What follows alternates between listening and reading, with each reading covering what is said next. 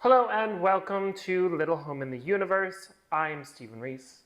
Today we will be making a house favorite.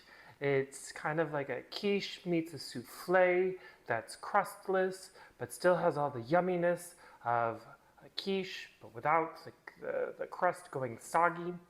I am putting some sausage in mine, a vegetable, and some cheese. You can find the full recipe for this on our website.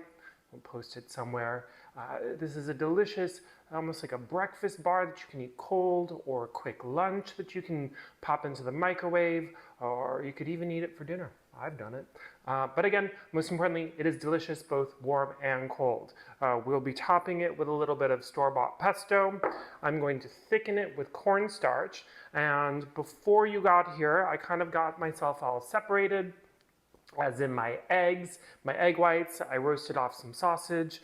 We want our items to be cooked and have less moisture content so that they don't weep out into this souffle. And then I have taken the liberty of finding a vessel that I like, buttering it, and putting some almond meal on it. We'll be using almond meal as our kind of flavoring agent. We're going to toast it, and that will give us this kind of nice, delicious, almost crusty flavor throughout the whole souffle. And most importantly, we are going to use some nutmeg.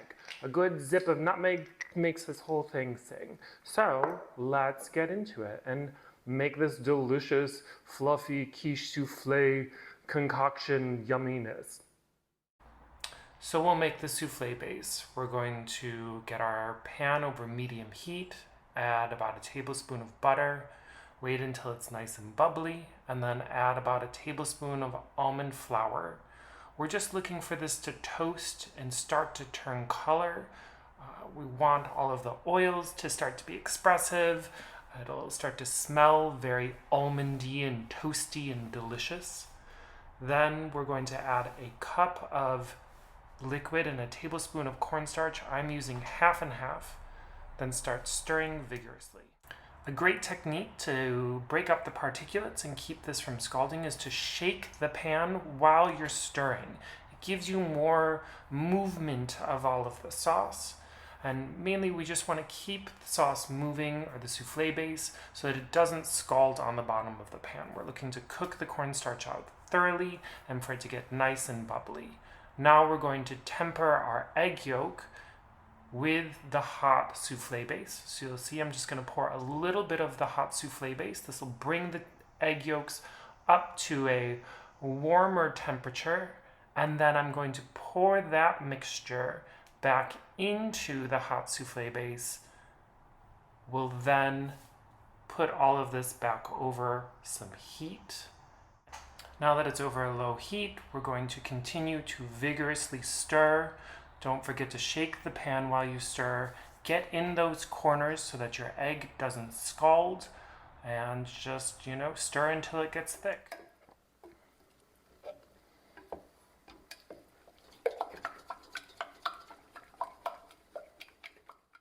As happens, I became impatient and turned my heat up to medium. I ended up scrambling some of my egg. This is not the end of the world. I turned my heat back down on low, and we'll fix that problem.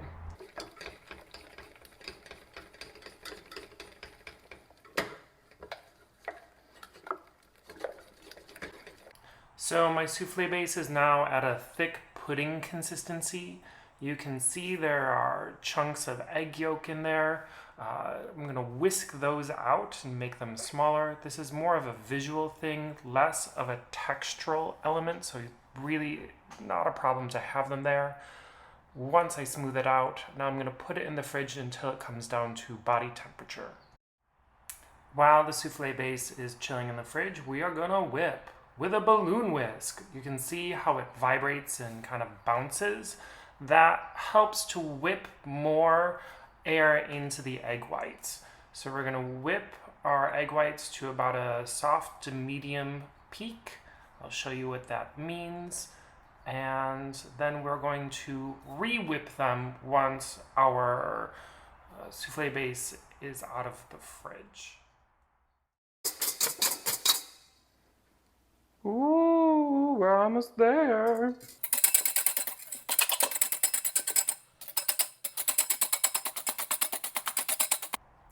So you'll see when I pull my whisk out, it leaves ribbons and a stiff peak that still kind of bounces and jiggles a little. So now that the souffle base has come to body temperature, it's not icy cold, that's okay. We're gonna add in our cheese, and we're gonna salt to the level of movie theater popcorn. You know, where it's almost too salty and you wanna grab a beverage. That's what we're looking for. So we're salting to this level because we're adding in all of our other ingredients and our egg whites, and this will thin out the salt level. Most importantly, do not forget to add some nutmeg. It takes this into a whole nother realm. This is what it's going to make it taste like quiche and not like a breakfast bar. It really is a very important ingredient, and always remember to taste your food. So grab your tasting spoons and stick it in there and put it in your mouth and taste it. It should be salty. I'm going to take my egg whites that I had whipped. I'm going to wake them back up just by giving them another little whip, whip, whip.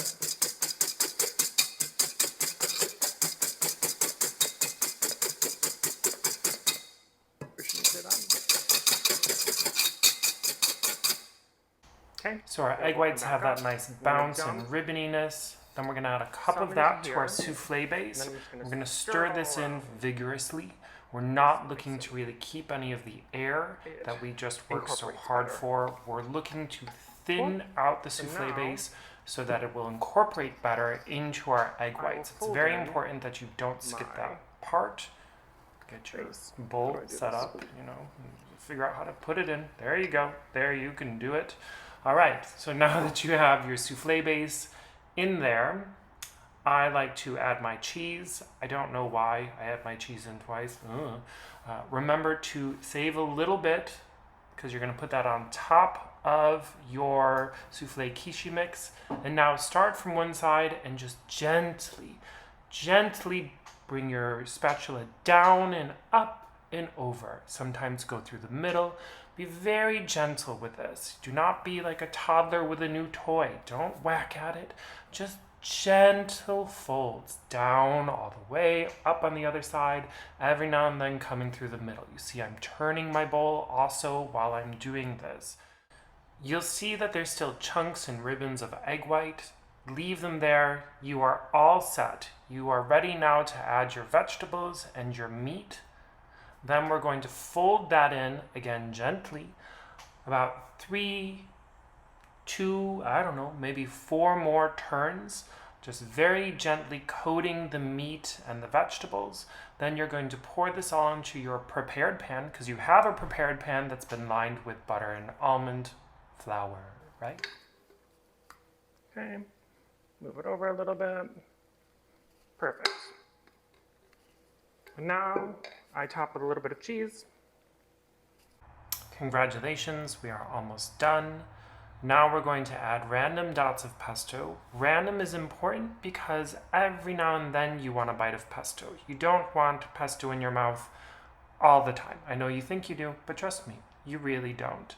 So now we're going to move this into a 350-degree oven.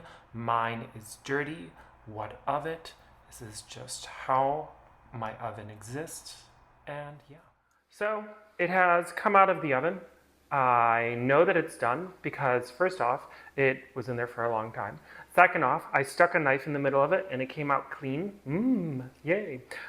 It will deflate ever so slightly. Don't stress. It's not bread. It's gonna deflate a little, it's gonna compress a little, but it'll still have that lovely, fluffy bar texture. You'll see when you eat it. Most importantly, we made this for ourselves for this week. We did not make this for ourselves to eat right now. Aha, spoiler. So I'm gonna let this cool completely, then put it in the fridge, and then tomorrow, when I'm hungry for breakfast or lunch, I will get about 6 portions out of this. You could get 8 portions out of it, depending on how much egg you want to be eating. It's a very easy way to kind of measure, you know, because there's 8 eggs in it, so there you go. You do the math.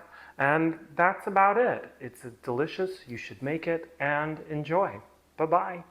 Remember to subscribe to this channel, and the recipes can be found on our website.